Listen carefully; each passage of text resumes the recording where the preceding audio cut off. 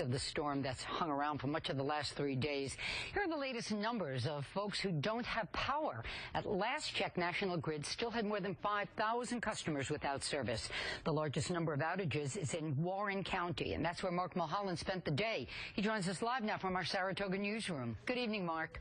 Well, good evening, Benita. The weight of the snow is often too much for the trees, and when they come down, they bring power lines with them.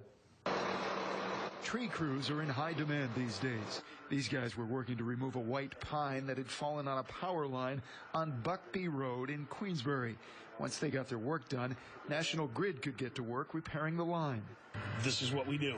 So we just, get in there and try to get the trees off of the lines. So that way the line guys can come in and get lines of broken poles and stuff restored and get power back on. This was the case in much of Warren County Thursday. Tree crews and line crews pushing back against heavy wet snow that was too much for trees and power lines to bear. The several rounds of heavy wet snow have caused, tree limbs to come down, our power lines to come down. It's weighted those things down, and that's really what the damage that we've seen has been.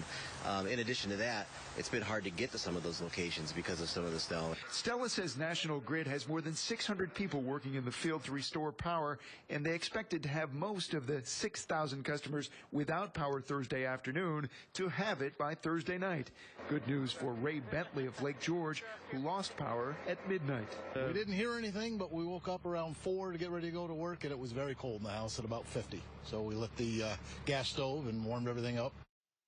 Now, power outages weren't the only problems caused by this triple-header storm. Slick roads have caused a lot of accidents. As an example, state police say they responded to 35 traffic accidents over the past couple of days, and that's just in Clifton Park and Half Moon alone. Live in our Saratoga newsroom, I'm Mark Mulholland. Benita, back to you. Mark, thank you. And in fact, we now have new information on the deadly accident involving a woman on 787.